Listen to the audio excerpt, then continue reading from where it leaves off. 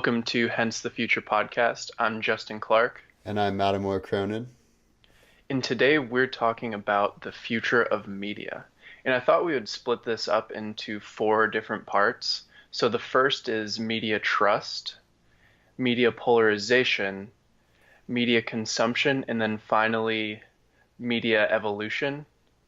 So I just want to get your take on media trust, especially with this brand new Acosta video.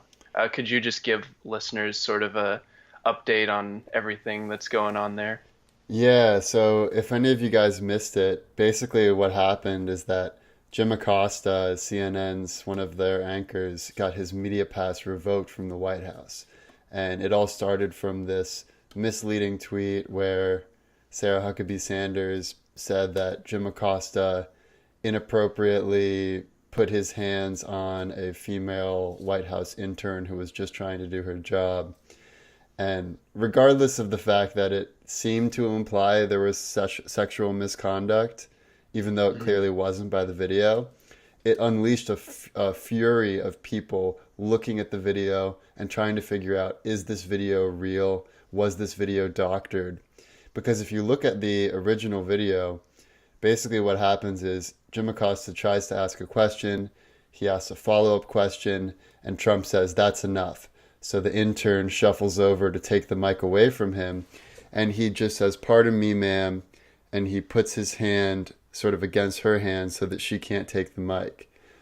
He And just kind of blocks her arm, basically. yeah, he blocks her, but the way that the video that Sarah Huckabee Sanders tweeted out was shown is it looked more like a karate chop, whereas if you look at the original video, it's more just like a subtle sort of shifting of hands. Yeah. Um, it didn't seem that offensive in the original video, but anyways, the point of why this is so crucial is that we did not even suspect that there was going to be a crisis around fake video footage until 2020. I think when we have talked about this in the podcast before, we talked about how the 2020 election is probably the first time that there's going to be a video go viral that may or may not have been faked or doctored with, and that Mhm. it's going to have an impact on the election. But we're already seeing this. So, and the White House already put out a video that many claim to be doctored. And whether it is doctored or not, so I did some research there, and BuzzFeed and PolitiFact both seem to think that there's no real evidence that this was 100% intentionally doctored. Yeah, and I think she got the video from InfoWars, though. Like that Yeah, was so where the that's doctored video originally right. showed up. So that's another concern is if the White House is getting their content from InfoWars and repurposing it. I mean, I don't think people would respect Hence the Future podcast if we repurposed InfoWars Oh my content. gosh. And the fact that it's happening at the highest levels of the free world, the Hmm. highest level of the free world, is incredible. And so I think this is an important trend for several reasons. First of all, it's kind of doesn't even matter whether it's doctored or not. It seems like what actually happened was that they took the video, they converted it into a GIF, which basically removes half of the frames of the video, so it seems much more abrupt.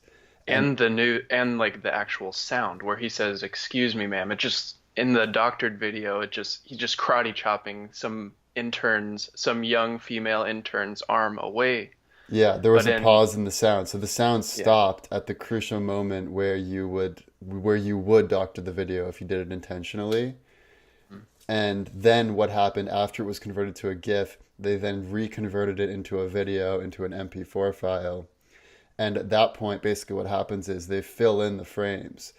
So what seems to happen is that they filled in some extra frames that made it look even more like a karate chop than it had when it was a GIF. So the point is not whether this was fake or not.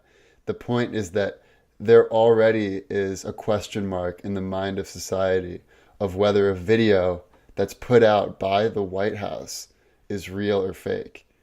And this level of distrust, the question of whether people can trust the media, whether people can trust a video that they're looking at, especially when it comes from the White House, is something completely new that we haven't seen before.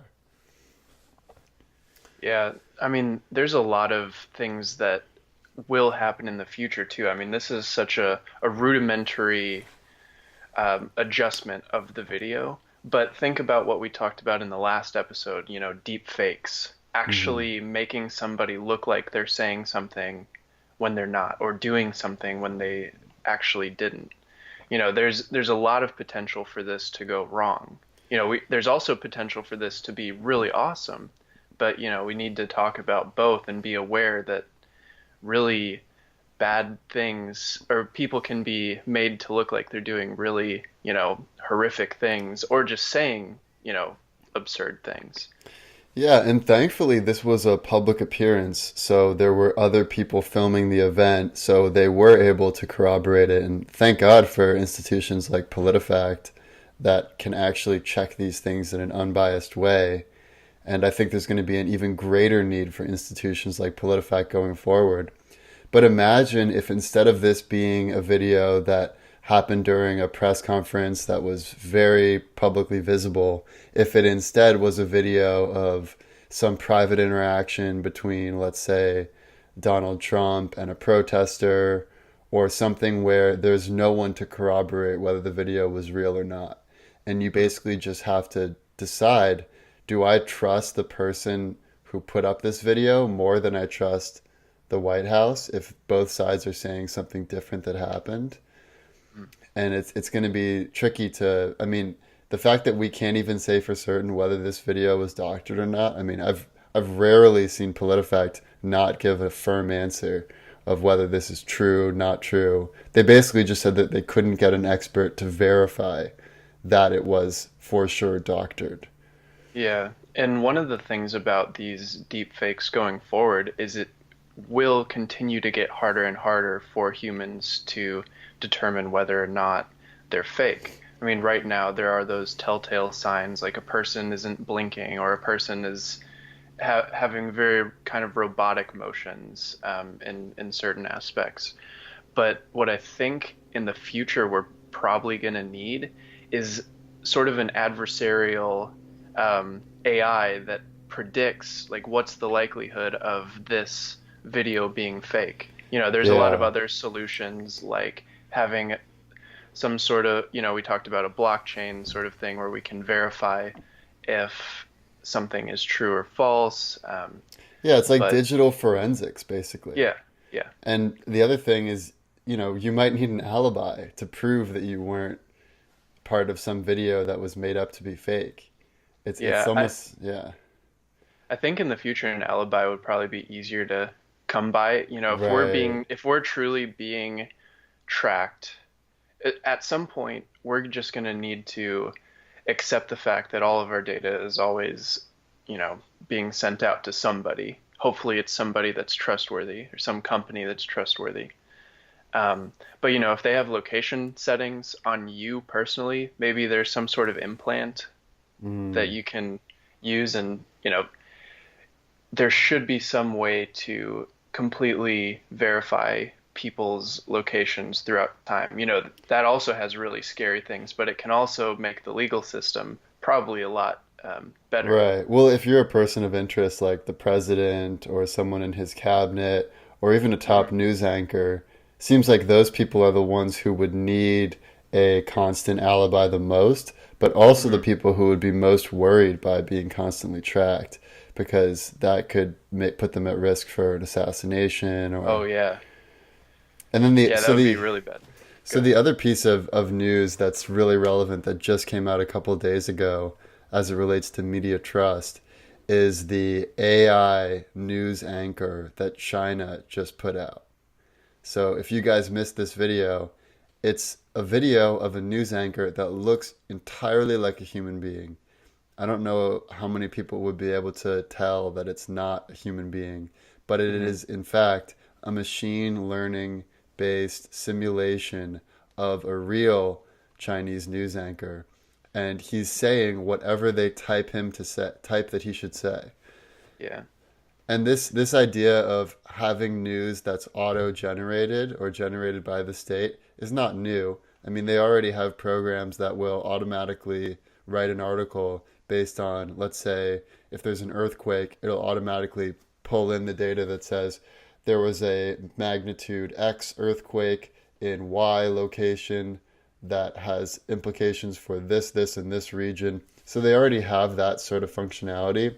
But to put a face to it, it really is going beyond what we've seen thus far.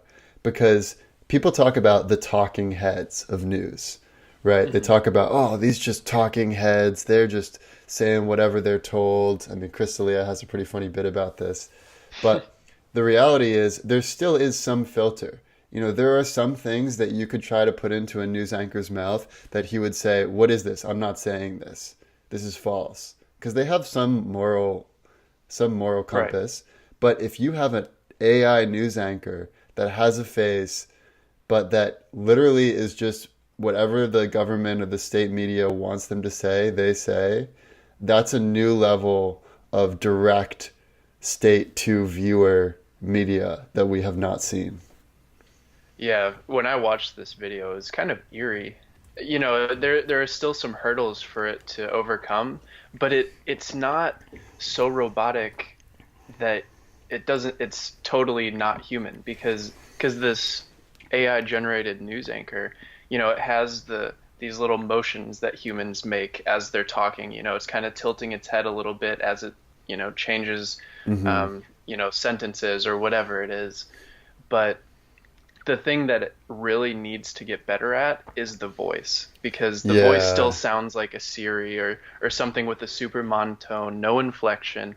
It just right. kind of it sounds like a robot. So, But Google Duplex figured that part out. So I don't know if we just happen to be farther along in that domain than China, but it's mhm, not like the technology isn't there yet. I mean, it is there with Google Duplex. So if you combine mhm. Google Duplex's voice with China's AI news anchor visuals, you would have Mhm. a deadly combination. Yeah, I mean, there's a lot of really cool things, you know, if people can get the voice right, and I don't know how good Google's duplex generalizes to everything. So could it be the the voice actor of an audiobook, for example? I'm Hmm. not sure that might be a harder thing for it to do right now. But as we move forward and these voice synthesizers get much better, you know, there's a lot of really cool things that can happen there. Yeah. And I think also, just as it relates to media trust, and then we can move on to the next Hmm. segment, I think what's going to become more and more important is the trust that you have in specific media outlets. So Right. I think the New York Times, the Washington Post, InfoWars, the White House, they all have different levels of trust depending on who you're talking to. And I think that trust is going to become paramount as we look forward because that's going to really be your only way of knowing, should I believe in this video? Should I believe in this article? Should I believe in these statistics? It's going to be Hmm. really hard to, I mean, think of even the name InfoWars. It's like fighting battles with info. And someone tweeted, Alex Jones had a battle with information and he lost. it's like yeah, that's true. Most people realize he's a crackpot, but there are millions of people who don't, Hmm. and that is terrifying. Yeah, that actually kind of leads into the next segment of media polarization because when people gravitate towards, you know, their one or two media sources, not everybody's going to gravitate towards that. There's going to be people that gravitate towards all of these other things, which is kind of what we're seeing right now. You know, we have the segment of the population that gravitates towards Fox News. We have the segment of the population that goes more towards, you know, CNN, or maybe more towards the middle, a little bit on the left is the New York Times, Yeah. you know. So when you have all of these different segments, they're going to be in a battle of, you know, what is true? What do I need to be telling my listeners? And it's not going to be the same from news source to news source. Right, and there's two really powerful psychological elements at play here, which is confirmation bias and cognitive dissonance. So, with confirmation bias, if you already think, oh, the Democrats are trying to put out fake votes, they're voter fraudulent people just inherently, then if you see someone tweet about, if you see Trump tweet about how, or, Hannity just tweeted that these votes are coming in seemingly out of thin air, all of these Democratic votes. And someone else tweeted, they're like, someone please tell Sean Hannity how mail works. Because in elections, you can just mail in your ballot as long as it's postmarked by election day. It still counts. But the fact that so many people are willing to just believe that, oh yeah, these must be fake because of what I already believe about the nature of Democrats, that's confirmation bias. And people who have confirmation bias, which is everyone has it to different degrees, they're going to be drawn to whatever confirms their existing beliefs even more. And then with cognitive dissonance, if one of their own, like let's say if they find out that a Republican, sends a bunch of pipe bombs, then they'll say, oh, well, that's not what real Republicans are. He's just a crazy guy. That doesn't represent anything. This has nothing to do with Trump's rhetoric or any of the hate rhetoric out there. So, I mean, both of these psychological tendencies are so powerful and so difficult to overcome, which is why centrism and level-headedness is not sexy. It doesn't get as many clicks. It doesn't get as many supporters. Yeah, and to kind of further your point, when you have the bomber, the Republican bomber, and then the Republican or the more right-wing media saying, "Oh, this is not what we are." And I don't think that every Republican, wants to kill, innocent people, but at the same time, news anchors on the left are like, "Look at this. This is the right." So Right, it's like, yeah. so they're in this battle, and then they're just going more towards the extremes, which is exactly what we're seeing. So Yeah. hopefully in the future that, people can figure out a way to make centrism a little more sexy, figure out what flaws led us to this extremism and then exploit the flaws to get us back to the center. Exactly. There's probably Oh, not much of a better way to get around that. I agree. And there's definitely even more examples on the left. So I don't want to make this seem like it's just a right-wing thing. On the left, I mean, the Antifa members going to Tucker Carlson's house and saying, "We know where you live." I mean, that's pretty terrifying. Hmm. I don't care who you are or what you say. You shouldn't have people come to your door in the middle of the night and with signs and a megaphone saying, "We know where you live." So Yeah. so it's rotten on both sides, and we need to go more centrist, but it's such an uphill battle because I mean, we've talked about this before, but the way that the current media landscape is right now is it's all based on who can get the most clicks, who can make the most ad revenue, and that tends to be the extremes. It tends to be the outrage feed, outrage culture. And Yeah. that's why Whatever is, you go ahead. yeah, I was gonna say, and that's why we're seeing these media echo chambers. Yeah. Yeah. So I think one of the reasons that it's so hard to move towards the center is because, like you were saying, all of these biases are so deeply ingrained in humans. Like if you think of us as having three layers to our brain, we have like the super low level, kind of what you would think of at the most basic organism level, Lizard and then brain. yeah, lizard brain, and then then you have a mammalian brain, that's a little bit up from there, and then you have the human process, like the complex thinking and analyzing and planning. But when these biases are rooted in the most fundamental portion of our brain, those are the ones that are the hardest to break.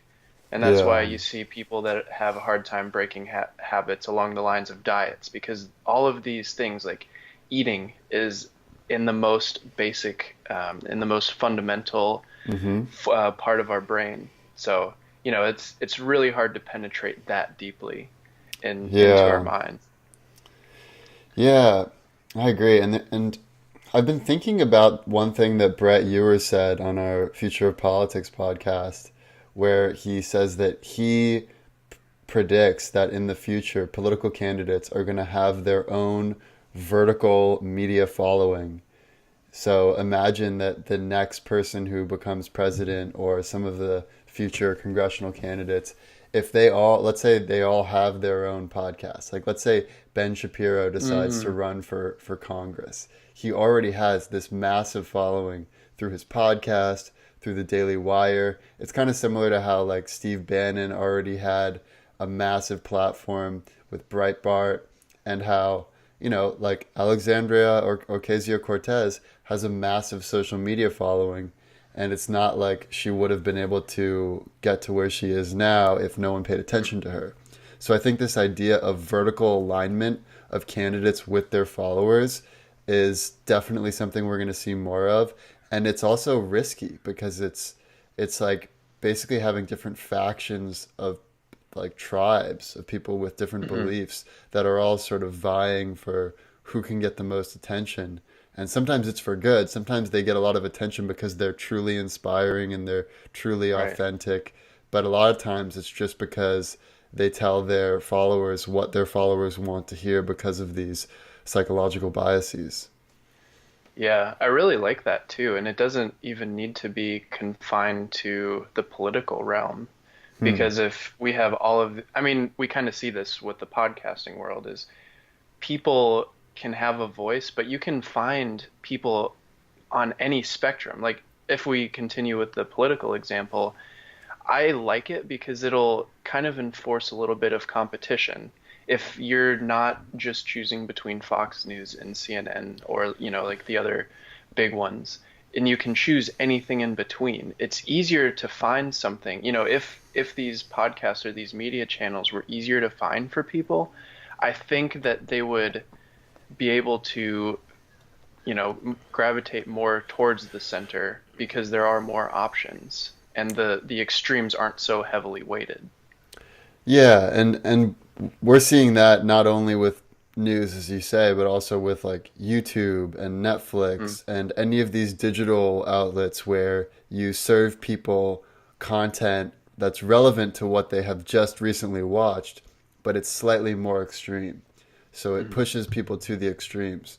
And if we had a way of changing this so it pushes people more towards the center, but still shows videos that are really high quality, that get lots of attention because they're well done, but that they mm. happen to be more central rather than extreme, that would be a much better world. Yeah, agreed. So let's move on to the next part. Yeah. So media consumption. Hmm. How do you see media consumption changing? Or where do you see it as it is right now, and then how do you see it changing towards the future? Yeah, totally. So I guess just first looking in the past, over the past 200 years, we have reduced the work week by about 4 hours a day. Mhm. And over the last 200 years, we now spend 4 hours a day watching TV. So we've basically taken all the time that we have saved from not having to work as much and put it towards TV watching. And this is changing now. So that's what happened in the past. What's happening now is that we're seeing TV getting replaced with digital consumption to a large degree. Like now, today, we're seeing an average of 4 hours a day spent watching TV and 6 hours a day consuming digital content. Some of that digital content is done while multitasking. So, Right. you can be at work while reading the news or while checking Twitter or whatever. So, but there's only a small part of our day where we are awake and not consuming media, which is pretty amazing, but I don't think it's that surprising. Hmm. And as far as what we're seeing among different age cohorts, every single age cohort, except for 65 plus, has been watching less TV year over year and consuming more digital year over year. So we are seeing this replacement. But Hmm. people over 65 are watching more TV year over year. So I think that's part of why we're seeing such a strong Republican vertical alignment of the fans of Sean Hannity. Hmm. People who it's like they're getting more and more hooked as time goes on. Oh man. Yeah, I find that interesting, that we replaced all of our work with TV consumption or media consumption. Do you see any of this as being constructive? Because I know there are some people that have very constructive media consumption habits. For Yeah, example, if you want to watch documentary series to learn something interesting, I mean, it doesn't have to be directly applicable in your life, but you're at least learning something, which is a lot different from, I don't know what percent of people watch something like The Bachelor or The Bachelorette or the Keeping Up with the Kardashians, but right, there's right. a spectrum of how constructive this media consumption is. Yeah, well, I think just to play a little bit of devil's advocate, after a long day of work, sometimes you do just want to put on something mindless and just, I Yeah. don't think there's anything inherently wrong with after a long day, having a glass of wine and watching The Bachelor with a couple of your Hmm. girlfriends or whatever. Hmm. But if you're doing that for 4 to 6 hours a day, then your brain's going to become mush after 10 years. So Right. I think there is a combination. I think there's a nice small amount of trashy content that can be healthily consumed on a daily Okay. basis. But if you're consuming 10 hours of media a day, if it's not constructive media, if it's just people, you know, confirming what your biases already are, sparking more hate in you, or just making you have an increasingly superficial view of the world or of different genders or things like that, then that's obviously not good. But I have a developer front end developer who, Hmm. I mean, this guy listens to so many podcasts a day. He basically for 12 hours a day listens to podcasts nonstop, and he's one of the most knowledgeable people I've ever met.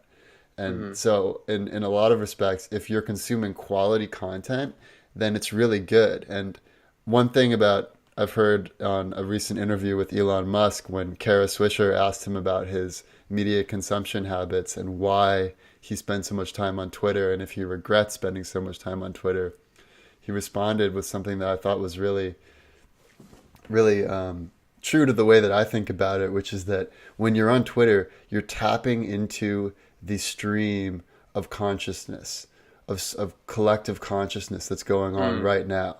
So it's like everyone's sort of in their own silo, but when you tap into Twitter or into other forms of media, it's like all of a sudden now you're in this conscious stream that's in real time where people are Hmm. talking about what's happening right now. You can see what's happening on both sides, and you shouldn't spend all of your days doing that. I think there's still a strong argument to be made for, Henry David Thoreau, Walden Pond, going out in Hmm. nature, just being away from the stream of consciousness. But I also think there are benefits to being in the stream of consciousness. Yeah, and that's what we talk about a lot too, is just having a balance between, the different extremes. And one of the things I really like about where media is going right now and the consumption of media is podcasts and audiobooks. Those are two of my favorite forms of media just because you don't have to just sit down. I have a very hard time just sitting down for everybody listening, but maybe this is why I enjoy audio so much. But I can get up, go for a walk, be out in nature, but also be listening to a podcast or listening to a Yeah. book. So it's almost like double constructive time for me. Oh, yeah. You know, I mean, I never fold laundry anymore unless I'm listening to a podcast or an audiobook. yeah, But housework. now that I fold laundry, it's like a meditative exercise. I actually enjoy it. Oh, But if, sweet, I get to listen to a new podcast. yeah. But yeah, I completely agree. And the interesting thing about audio is that if you look at the projections, it's not projected to increase that much. It looks like it's staying pretty flat, but the nature of it is changing. So every year, a byte is getting taken out of radio and it's getting moved into podcasts. And Mm. I think it's sort of going in the same trend that we already talked about, which is the vertical alignment of media personalities and media following, where it's less just about having, one NPR that, everyone listens to pretty much. And it's more about, oh, who's your favorite podcaster or radio host or whatever, Hmm. and there's that vertical alignment. Yeah. And I think, Yeah. oh, Okay. go ahead. So I was just gonna say, you already see that with podcasts. I think everyone has like their favorite person, whether it's Sam Harris or Joe Rogan, or maybe you listen to NPR TED Radio Hour. Like Or My Favorite Murder or Serial. There's so many different yeah, types of shows out there. yeah. What were you gonna say though? I was going to say that, in the same vein, content is king. Content has always been king, but now it's more true than ever. Meaning, if you look at any of the modern media companies, if you have good content, it will go viral. It will go out there. I mean, one Hmm. example I was thinking about is Fortnite. So Fortnite was some unknown free Xbox video game that I Yeah. remember hearing my friend Hunter talk about and just saying, "Oh yeah, like I don't really buy video games anymore, but I've been playing this free game Fortnite and it's really fun." And then a month later, it's now, I mean, it's incredible how big this has become. And I forget how much money this generates when you combine the money that every streamer makes and all Oh of my that, but gosh. it's astronomical. Yeah, And and what's crazy yeah. is especially with Fortnite, there are certain streamers. I don't know if I've talked about this on the podcast before, but there's a streamer. Well, first of all, there's a platform called Twitch, which is a totally, well, relatively new type of media consumption because you're watching people play video games. You're watching people stream video games. So, I mean, if you like video games in general, that's pretty cool because, so if you think about people that are sports fans, like soccer, for example, you know, or football is probably a better example. Not everybody can just go out and play football all the Mhm. time. It's a relatively rough sport, relatively active sport. So, it's And you people, certainly can't play it with the pro football yeah, players yeah. But with alongside them. streaming, so with streaming, let's say you're a fan of a video game. Let's Fortnite's the easiest example because it's so popular right now. You play it just for fun. You're average, you're pretty good. But then you can also watch the top players. It's almost like having a one-to-one connection with professionals all the time. So Hmm. you can actually be a fan in a sport that you play pretty religiously. You get to also watch the top players all the time. So, there's this a much tighter, I think, bond with the game and with the streamer.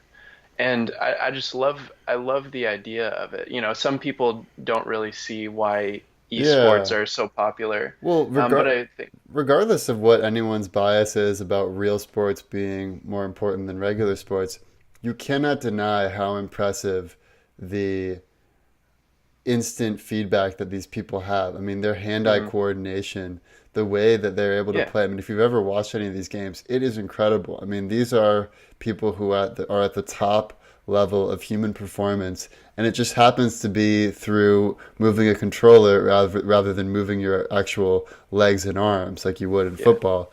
It still is very impressive. And I think this is a good way of us transitioning into the final segment, which is media evolution. So let's Hmm. start with video games. How do you see video games evolving going forward? So I think with it depends. There's a lot of different types of video games. There are more adventure type games like Destiny or sort of like Assassin's Creed where you're kind of adventuring around this world and doing challenges. The way I see those types of RPG. games, yeah. So the way that I see those types of games evolving is basically creating nearly endless worlds. So, Hmm. there's also something similar to, so if you think of Minecraft, there's not really an objective to Minecraft except for just creating your own world in this, blocky type environment, which, I really like. I've never played Minecraft, but I like the Yeah. concept of it. Or I used to You play get to, Forge mode in Halo where you can okay, basically just you're in this world, you can build and create whatever you want. And Fortnite is kind of like that too. I mean, it's not like an endless world, but you build stuff and you create your Hmm. own little fort. Yeah. Oh, I forgot to say this about Fortnite, but so you were talking about how streamers make a lot of money. There's one streamer called Ninja who Oh yeah. streams Fortnite. I don't know if you have you heard of Yeah, Ninja? yeah. So just for listeners, this guy just from streamers alone on Twitch, which is a company by Amazon, for all of the subscriptions that he has, so people can subscribe to a streamer and get exclusive content and all that stuff. And if you're a Prime member, you get a free subscribe every month, so you can subscribe to your favorite channel. But anyways, just from subscriptions alone, Ninja makes something in the ballpark of 300 to 500,000 a month That's amazing. from streaming. You know, And I that's think outrageous. Ready Player One predicted this pretty well because Mm, in that book they have all of these famous Ready Player One players or these gunters, hmm. and people will pay inordinate amounts of money to watch them play.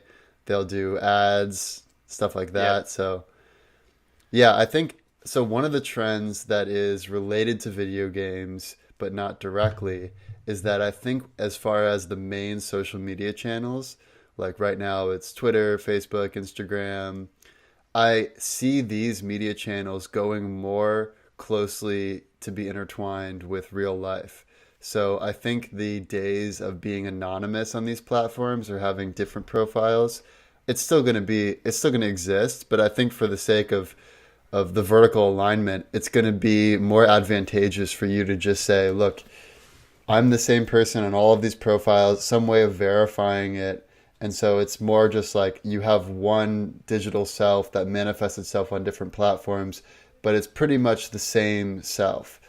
And I think what that's going to create is a demand for a second self, a second life. So I see these role player Mm, games, these RPGs, as filling that need to just be someone completely different, to be yeah. a hero, to be a villain, to be someone who goes Ah. on crazy adventures. And so I see these two things as being connected. Oh yeah, I really like that idea. Do you see so back to your idea about the very intertwined social media, do you think that'll be sort of an augmented reality type thing like you saw in Black Mirror where there's this social currency where you basically someone can put on their glasses or whatever and see how many social points this person has, or maybe something less, ominous than that, and it's more along the Yeah. lines of just having everyone has access to your social profile. So when they see you in person, they know they can actually access everything else about your social profile. Yeah, well, I think you'll always have the chance of being private versus public. I mean, Okay. not to the Yeah. FBI or to the owners of the social media networks, but I think you'll always have the option of being private or public. But if we look 20 years into the future, I believe that augmented reality is going to be ubiquitous. It's going to be Mhm. everywhere. I think virtual reality is still going to be mostly for escapism, like, Like the Second Life, yeah, like like the you were just Second talking Life about. RPGs, and for training purposes, like, Right. medical, space, all of those Hmm. sorts of things. But I think as far as just social media, I think there is going to be augmented reality in every form of media everywhere in about 20 years. And how that's going to manifest itself, I'm not quite sure. But I do think there's going to be a merging of the real world and the digital media worlds. Hmm. And another thing that I was thinking about this is so in the beginning we were talking about deep fakes, voice generated content, all this other technology that's advancing in conjunction with media. I think that we're going to see an insane amount of new media being created. So when these technologies like voice synthesizers are easier to or they sound more like humans, you could have audiobooks generated, you know, uh, in an instant. So you could have an entire, lineup of actors basically. So if you're reading, I don't know, Harry Potter, for example, you would have a voice for Harry Potter, for Hermione, for the narrator, all Oh, of that this would be stuff. very cool. And you would almost have this audio movie. I mean, it would just be an entire audio production that's one level or maybe a few levels above what we're seeing now, but it can be generated in an instant. Yeah. And we might also have books completely generated by AI. Like there's so much content that can be created once AI is good enough Hmm. that people are basically taken out of the loop. Right. Well, I mean, think about how many new discoveries we're making every day in any industry you choose. So let's say Mhm. you're a doctor and you want to stay up to date on the latest medical information. Every day they're publishing new studies on cancer treatments, new data's coming in.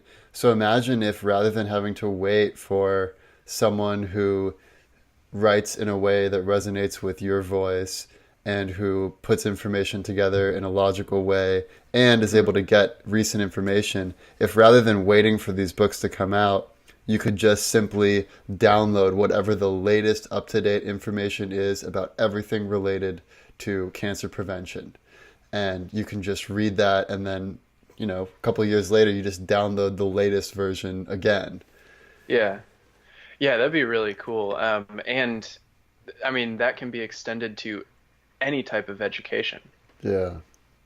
Especially, it might be more helpful in the higher education realm when it comes to like changing um, facts and stuff, because at the bleeding edge, you're not always right. So if you're in, like Right, you said, right. There'll be in a lots of medical use of the practice, subjunctive. yeah. Man, so what do you think will happen in terms of I don't know, let's say movies or TV shows? Yeah. So with movies, I see it as becoming more of a real event, of a real night out on the town, of a real Hmm. social experience, of something that you cannot get by just watching TV at home. So I see movie ticket prices going up even further. I see movie seats getting even more comfortable. I see they're having, more services like you can just order a beer or a steak dinner or whatever Hmm. right from your movie seat. I see them becoming more immersive, so 4D, things like Hmm. that. So I think it's really going to become more of a social, out on the town sort of nightly experience, more of a high end experience because everything that all of what movies used to be, you can already get at home now to a large extent. Right. And then as far Yeah, as, oh yeah, go ahead. I was just gonna say one of the things that I hope happens too, at least in terms of home consumption. I'm not sure how this would turn out at, public events at theaters and stuff. But if you could actually, so let's say movies changed a little bit, but you actually directed some like key decisions in the movie. So it was almost a decision tree, and the end result of the movie was based on your decisions that you made. So it was kind of like an That's interactive interesting. movie, I mean, that's almost like video yeah, games. I was gonna say that's very similar to how video games are, and that's partly why video games are so engaging because you have these cinematic sequences that are very much like a movie, but then you actually step in and make certain decisions, and then the movie moves along based on Hmm. what happens to you. So I could see something like that emerging of sort of video game and movie even Hmm. more. Yeah, let's see. So as far as TV, so let's talk about that one. Okay. So with TV, I think the big trend there is blurring the lines of what is TV, what is a movie, what is a online video series, what's a special. And I think really it just comes down to is it a series of videos or is it just a one-off of videos? Hmm. And the length doesn't really matter. And so I think that TV, I mean, I just see it getting more and more chunks of it bitten out. And right now, already, if you just subscribe to Netflix or you just subscribe to Amazon Prime videos or whatever, it's cheaper than if you subscribe to cable. So it's more financially advantageous in that way. Mhm. But if you subscribe to HBO Now and Apple TV, if you subscribe to all of the different over the top networks, then it is more expensive. So I think what we're going to see is we're going to see it getting cheaper relative to cable because cable just doesn't have that much leeway to give. Right. And we're going to see more and more time and more money being spent by companies like Netflix on their content because like we said earlier, content is king. And if you look at the spending of Netflix relative to ESPN, it's incredible. I mean, ESPN is already in ESPN spends about $8 billion a year, I believe, on their content. Netflix is at about 6.7 billion, but Netflix is growing at a much more rapid rate, and Hmm. it's basically projected to take over a lot of what is currently in the cable TV space. Yeah, and given what we were talking about earlier, just having a higher output with these new technologies like digital animation or any sort of AI generated content where you can I mean, there's going to be a point where we're making TV shows and movies completely by or some sort of artificial intelligence is making these. So maybe given a story, it'll create all the animations around it. And I mean, we could Yeah, crank out like 10, we could crank out an entire series in a day given some story. Or maybe it generates the story itself too. I think that That's will probably like happen, but I 50. I think it's going to be pretty far out there because the last front I forget who said this, but someone said that the last frontier of AI is going to be comedy Mm, because to make some witty remark in the way that stand-up comedians do yeah. requires, first of all, a knowledge of everything that's going on in the world and a knowledge of how everyone, or to a large extent, people perceive the world. Hmm. And then you also have to add a little twist so that it adds a little bit of absurdism Hmm. to this worldview. And we haven't even gotten to the point where AI has an accurate worldview, let alone to have a little interesting twist at it or nudge at it. It's not like I Yeah. think it's not possible. I think it will happen, but it might be the very last frontier for AI. So I think it might be like, 50 to 75 years out where we'll have that. But Right. but in the meantime, the big trend that's happening is just simply that these businesses like Netflix are much better positioned than the traditional businesses just based on their business model, their cost structure, how much they focus on producing quality Hmm. content versus all of the other, stuff that's sort of outdated. It's similar to me in the way that Amazon Books has replaced Barnes and Nobles. So Amazon started by basically taking a lot of business away from Barnes and Nobles because you could just order your books online. But guess what? Some people still like to go into a bookstore. So now, rather than Barnes and Nobles, you have these Amazon bookstores where you can go in, check it out, and those bookstores might even lose money or break even, but because their whole business is founded on the digital online marketplace, they can afford to have that. So I think it's going to be a similar thing in the media landscape where because Netflix started as an online business, it's going to Hmm. be so much better positioned than something like, CBS or ESPN. Right. And then to an even larger extent, I think YouTube is the best position of all because Okay. YouTube is user generated completely. So they don't even have to spend, I mean, now they have YouTube Red, and I think that's a great strategy for them to actually produce high level content. But most of their content is user generated. It's about this vertical media alignment with media personalities and their followers. So I actually think YouTube is the best positioned of all the media companies right now. Interesting. Yeah, that makes a lot of sense too, just because it's a platform rather than some sort of just a website where people come to get content for, that was generated by a Netflix. So that makes a lot of sense. One of the things that really frustrates me about TV today and just a lot of media consumption is the ads. Hmm. So, especially TV, where you're interrupted every 5 minutes with 5 minutes of commercials, basically. It seems like Yeah. that's the only way that they're paying for, these super inefficient business processes that aren't, keeping up with the times. So, Yeah, and you should be able to pay a little extra to go ad free. The fact mhm, that cable doesn't offer that, I mean, sure, you can record it, but to watch something live, you have to watch commercials.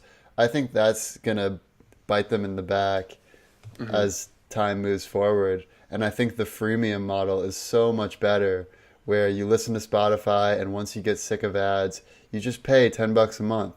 Same Hmm. thing with, many of these other platforms. So yeah, I think that's a big mistake and they're going to have to evolve, but I don't know if the economics for these traditional media companies will pan out if Hmm. they, have the option of skipping ads. I mean, they might have to charge because they're already to a large extent are more expensive. So if they charge you even more to go ad free, then no one's going to pay for that.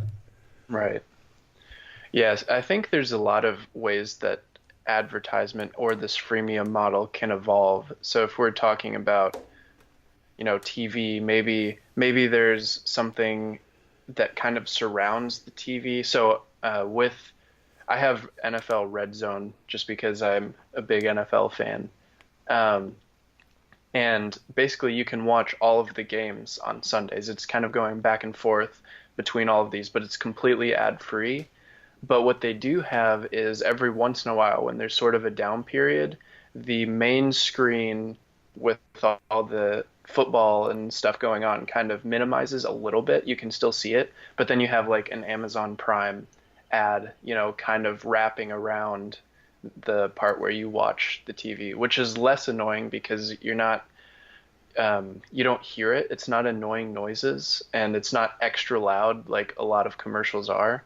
So Yeah. that's maybe one cool way that this can be overcome, and that might be something that YouTube could do as well. Hmm. Instead of having to wait for an ad to play at the beginning, maybe it just kind of a little banner pops up during. There's a lot of annoyances with that too, but I don't know. There's a lot of I get frustrated with ads sometimes, so I would be one of those people that pay to get ads removed. I was just curious what your thoughts were on all of this. Yeah, I think that the less annoying ads will both stand out and they'll have higher conversion rates. So I don't know if I've Hmm. mentioned this before, but my favorite ad on TV is the Corona ad because basically everyone's shuffling around. Maybe you're watching football or whatever. There's these noisy commercials hurling information at you about different statistics, and you just can't really absorb it. And then all of a sudden, this Corona commercial comes on, and it's just video footage, single pan of this beautiful beach, and there's someone just laying there in a hammock drinking a Corona, and there's no words at all, and it just has the nice sound of chirping and of waves, and everyone in the room turns their heads and looks towards it because the silence is what's different about the Hmm. room. And then you just see the Corona logo come up, and there's no text, there's no audio other than the very subtle creating that environment and that experience. So I think ads that do not annoy but put you in a mindset that's favorable, those are going to Hmm. be the best ads. And Okay. yeah, so that's what I would say there. So the final space that we should talk about is social media. So we Okay. talked about it a little bit about how I believe that with the primary social media networks, like the big guys, like the ones where your employer is asked to check out your Facebook profile before you can, I mean, not that everyone does this, but I do know of Hmm. many people who have been asked of that. With those networks, I do think there's going to be more syncing up your social profile with your real world profile so that you're creating a very real digital identity that sort of goes on all of these platforms.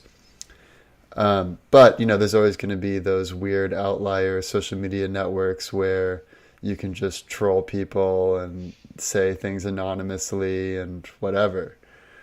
I, social media is the fastest growing of all of the media platforms that we've talked about. So it's faster than gaming, faster than TV, faster than even digital OTT consumption like Netflix. And some other some other interesting developments are that social stories are growing really rapidly.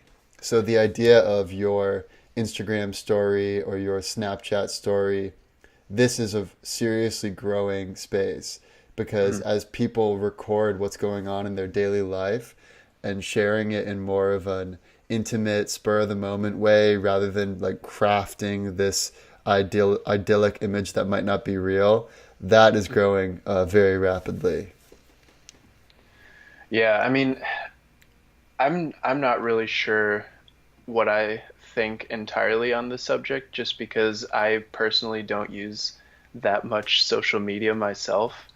Um, but I do see a world where basically all of the social media channels are intertwined. I think eventually it's just going to be a way of life that everybody knows everything about you. You know, this is sort of the collective social network that everybody has access to all the time that probably won't happen for a while, but if there's gonna ever be some sort of AI that's governing people, you know, your data is going to be out there for basically everybody to see.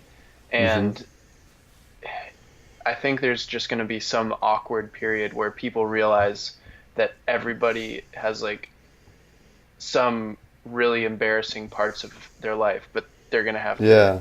get over that. And from a business and advertising perspective, imagine if rather than just putting ads out on Facebook or just putting ads out on Twitter or on Google or whatever, you could instead just put an email list of all of your previous customers and then target them wherever they go, any time they log on. I mean, you already can do this with retargeting to a large extent, but it hasn't bridged the gap between some of the big giants like, Twitter and Facebook. You have to do separately.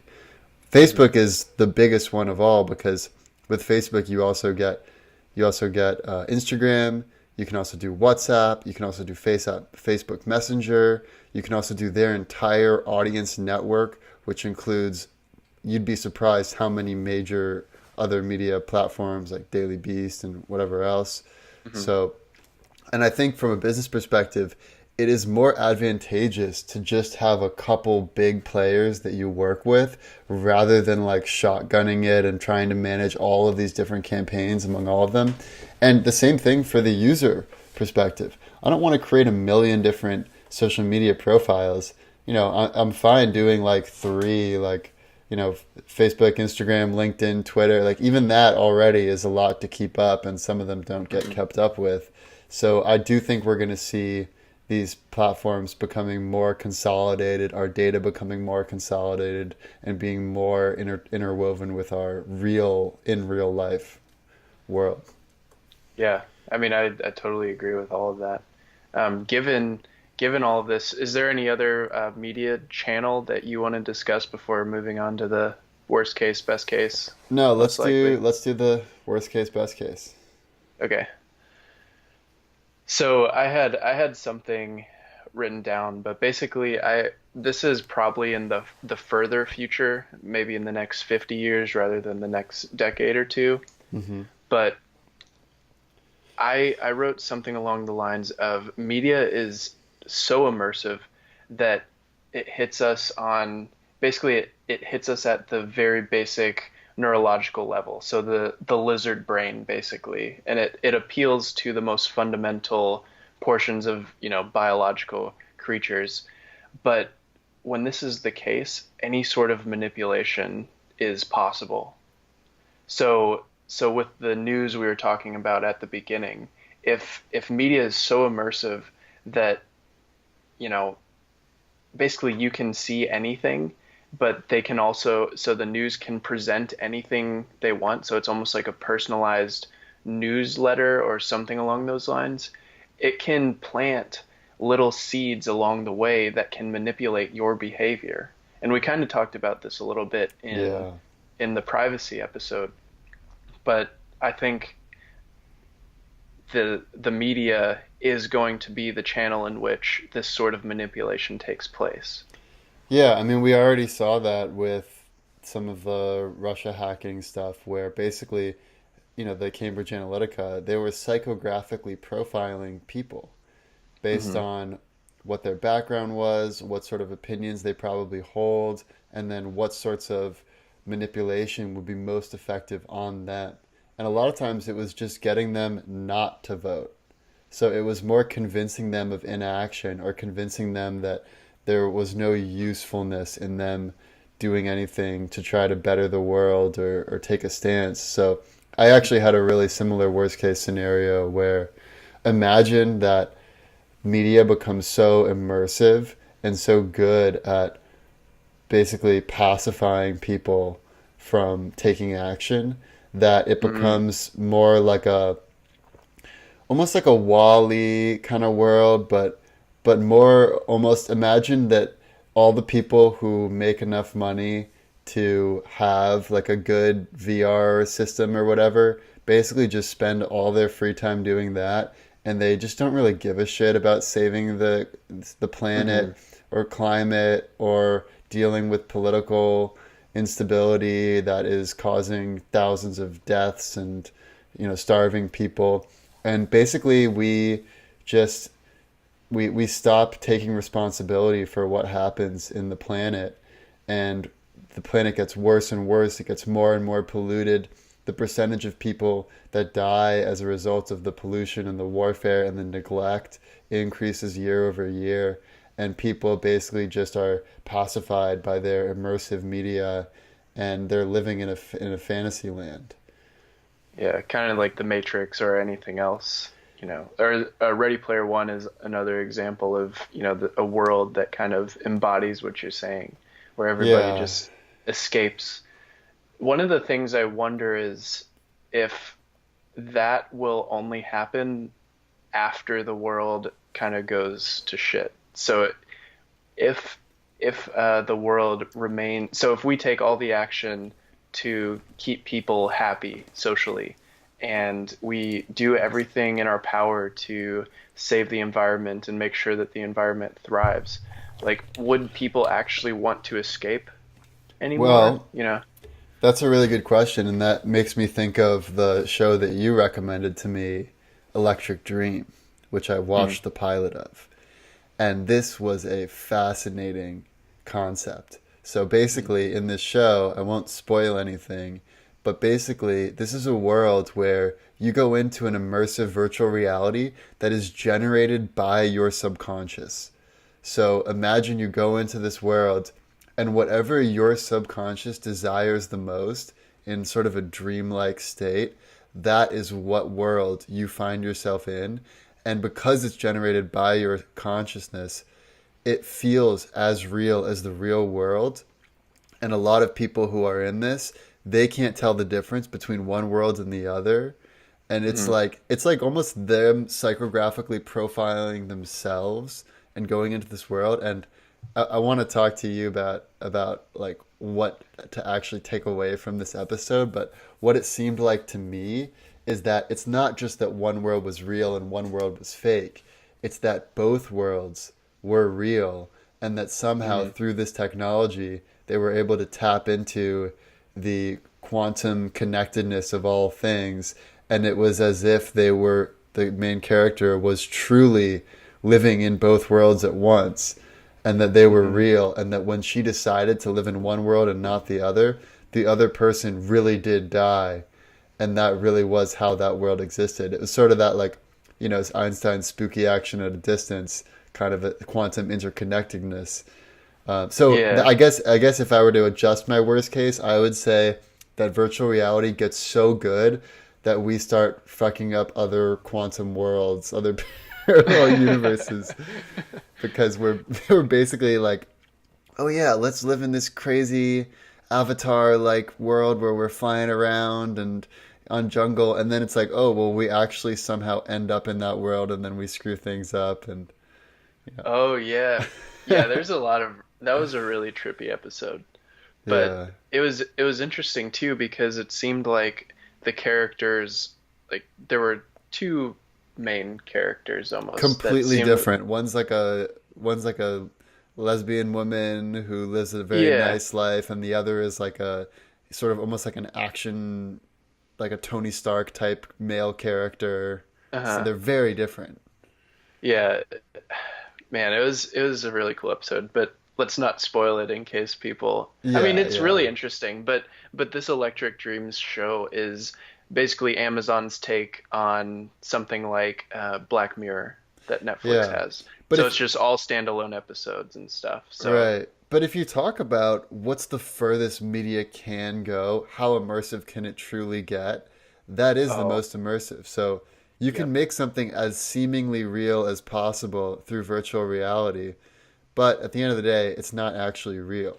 But if we somehow found some way to basically go through a wormhole with our consciousness through virtual reality, so it's as if you are basically taking over the body of some other being in a parallel universe, that's as deep as it can go. I mean, that's as far Hmm. as media can possibly take us.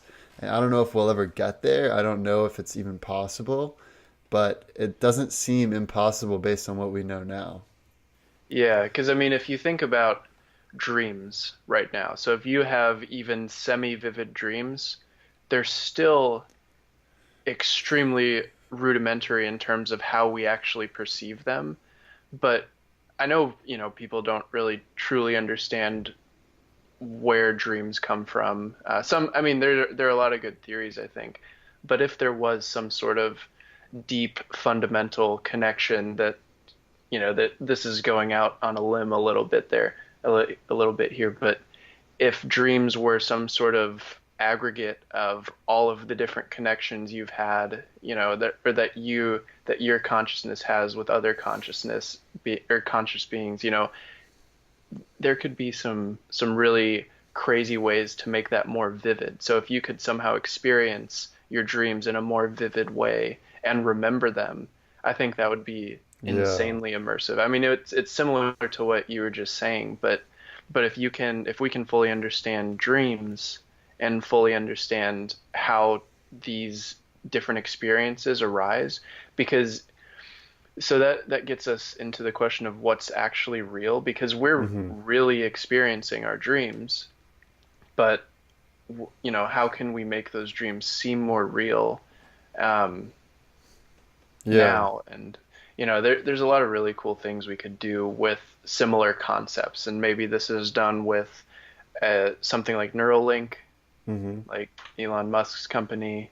That's probably the Well, it best way to also get to seemed this. like similar to a hallucinogenic experience Right. where, by just taking some very small dose of LSD, for instance, you can Hmm. have an entirely different conscious experience.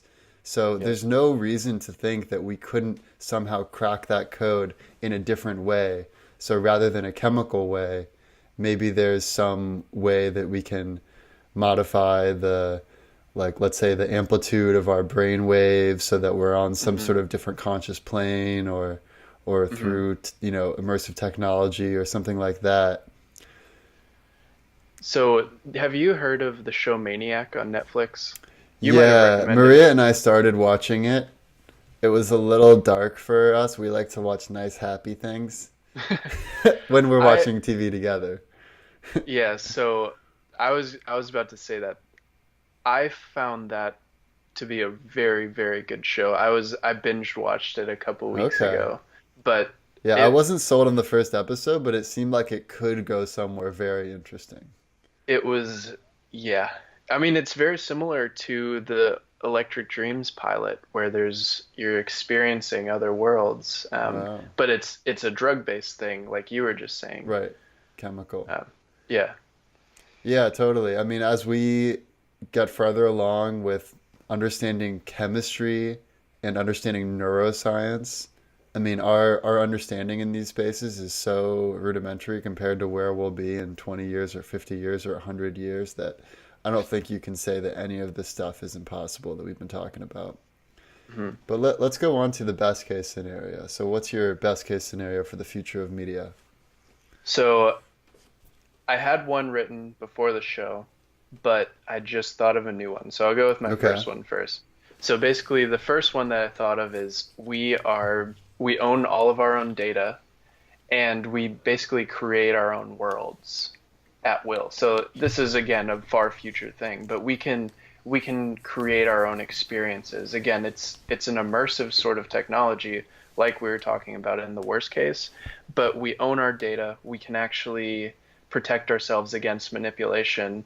And you could do this in any way you want. So maybe this is active like a video game completely, like you're making all the decisions of whatever world this is, or it's more passive, kind of like you're the third person in your dream a lot of times, but sometimes you make decisions. It's like Hmm. some weird combination between third person and first person.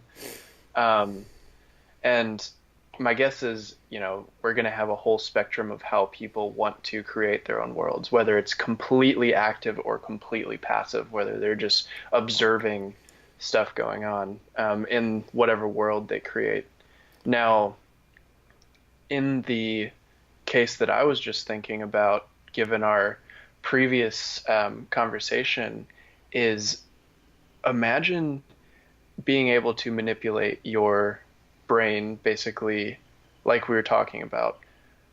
But so there have been we both know people that have experienced basically um, other lifetimes in a short period of time. Now, what if we could take advantage of this sort of neurological process where we are literally living other lives, or at least seemingly living other lives and learning all of the things from these other lives, but we do it in a short period of time. That would be So maybe, fascinating. so maybe in every night or something, people can go live several different lifetimes, and I mean that could be what we're Yeah. in right now. I Maybe mean, that maybe could that's what the simulation is. that could really mess up your your mind. I Yeah. mean, think about like it might age your mind or change your thinking, but it is really interesting. I mean, imagine if you could just sort of immerse yourself in some sort of training ground. So let's say you're a rambunctious teenager like I was, Mhm. and rather than taking risks in the real world, like driving too fast and throwing eggs at houses and stuff like that, you could basically go into this playground world where you can jump from one building to the next, you can scale Mhm. things, you can do all sorts of crazy things, and maybe you feel some slight amount of pain, so there is some feedback, but it's like you're not in any danger. So I think that sort of immersive world would be good. And Yep. as far as what your first best case scenario, so I had something similar where I agree. I think if we can move away from a clickbait ad revenue model of all media to something where you just pay for the media outlets that you trust as sort of an a la carte, and then Mhm. likewise you actually get paid for your data. Mhm. So, similar to what you were saying, and you can opt out of that, but if you opt in, if you have a public profile, you get paid per impression, similar to YouTube, where if you get tons of YouTube views, you get paid based on those views. If, let's Mhm. say, you put out a tweet that goes viral, you get some monies for that. And if you have tons of Okay. followers and that kind of a thing. But simultaneously, I think this needs to be coupled with some sort of authority on the truth. So let's say we have a totally but beneficial AI. It has no bad intentions. It's the pinnacle of all human thought and progress.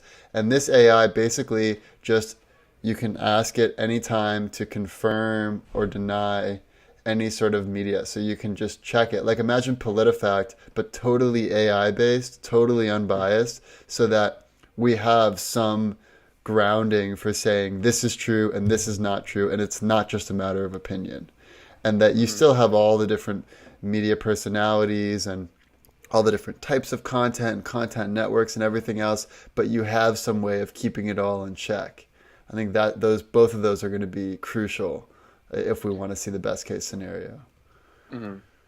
Yeah, I mean, I agree with that. Having some sort of ground truth is, I mean, and the thing is, that's not going to be that's not going to be accurate all the time, but having some sort of authority that, can actually determine if these are blatant lies. Yeah, Being wrong about something is way different than lying about something. Because yeah, we could be yeah. wrong about a lot of things, let's say nutritionally. That's an easy Right. example Well, because, it's like stepping on someone's toe intentionally versus accidentally is mhm, a world apart. yeah. Yeah, so what do you think So maybe about it'll the be like like oh, percentage based, I was thinking. So maybe rather than yeah. saying true or false, it'll just say Yeah. 97% chance this Yeah. is true. Yeah, and then we can, Maybe it could be a educate quantum the computer. yeah, I mean some sort of combination between a quantum computer and a classical computer. Because I think that's, just as a side note, I think we really should do an episode on computing, but Yeah, with quantum computing and classical computing, they're very good complements to each other. right, right. So we can have like we can take advantage of classical computers being very fast at some things. Like a quantum computer to do simple addition or subtraction is way, way more complicated than you think it would be. Right. Whereas with digital computing or with classical computing, it's you know really straightforward to do these super simple operations. But anyways, um, man, I lost my train of thought now. Let's But do the most likely scenario. okay, so similar to a lot of my answers here is I think it'll vary at different points in the world. Some of the countries like China is extra scary with the new news anchor where they can basically be told anything they want and it's seemingly coming from a real-ish person. Um, that'll probably look more like our worst case scenarios where people are just being manipulated into whether it's passivity or manipulated into believing whatever it is the current regime wants them to believe. Now, maybe in other countries, let's say like Canada or hopefully the US gets there, or like the Norwegian countries always stick out as, sort of advanced socially. Hmm. Um, but maybe those countries all focus more on making sure that each user has agency and can be private when they want to be private, or at least owns their own data. Hmm. The EU has a lot of laws coming out about data and privacy. So my guess is they will probably be one of the early adopters of, letting users own their data and being paid for their own data. Yeah. Um, I do think at some point it's almost inevitable that we will reach a point where the super immersive virtual reality worlds, whether it's anything like we were talking about or um, literally just putting on VR goggles or whatever, I think that will happen at some point and there's no way around it. Because if that hits the public, people will just want to escape. There's a lot of suffering, and if you can escape your suffering to go to this VR world, I think that's going to happen, whether or Yeah. not the world, is actually going to shit or not. You know, and the weird thing is, with so many people in VR, I think it might even be more likely that the environment starts to thrive again Hmm. because so many people are not, driving around or doing or Not consuming and consuming. Yeah, reproducing. yeah. So it might turn out if nature is just left alone a little bit, and we're not bulldozing every single forest that we come into, so we can make paper or any homes or all these goods and um, oil, everything. I think if people went into their virtual reality worlds and then left nature to do its thing, nature will eventually sort itself out. Even if humans have some sort of nuclear war, wipe out basically every bit of humanity and life, in a couple billion years, the Earth will, I'm pretty sure Earth will still be around. I think biological life will eventually rebound, so I Yeah, don't I know. don't know about a That was kind of billion a years, but tangent, but certainly in a 100 million, a couple 100 million. yeah. Um, yeah, I mean, I have a similar most likely scenario where I agree. I think it's going to depend on the country.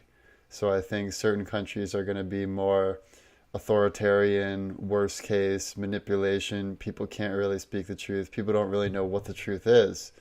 But there's going to be examples of countries that do have free press, free media. And I think as far as the VR, I think there might be some rules in place as far as what can be allowed in virtual worlds. Because Mm. just like how anytime there's a mass shooting, a lot of people say, oh, he was a gamer, he liked shooting games, these games are bad, or look at all the violence on TV.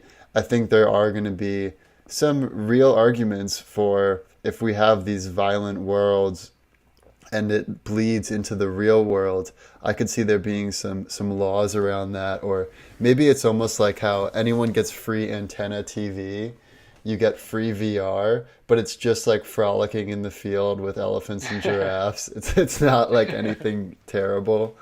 Um, and I think, yeah, I think our digital selves are going to become more and more important over time. So, like who we are on LinkedIn, Facebook, Instagram, Twitter, this is going to merge into one, and it's going to become more and more important even than your real world self, especially when people work more remotely, they automate a lot of things, they have less in-person meetings, and it's more just done through digital communication channels. Um, I think also you know, there's going to be 6 billion people online in the next 5 years. Right now, there's only something like 2 billion people online. So the entire developed world is going to come online in the next 5 years, pretty much. Not everyone, but almost everyone. And that's going to, I think, be potentially great for humanity because all of a sudden we will all be pretty much more or less on the same page.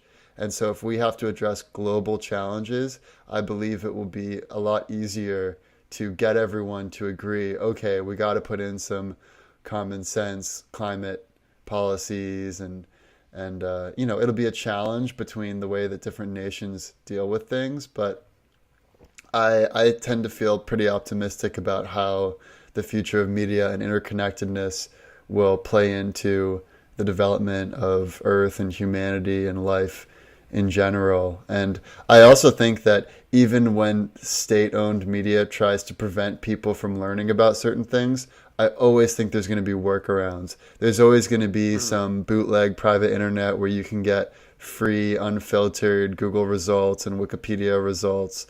So Mm. I actually think that the more interconnected we are, the better position the truth is. But the caveat is that we need some way of verifying the truth.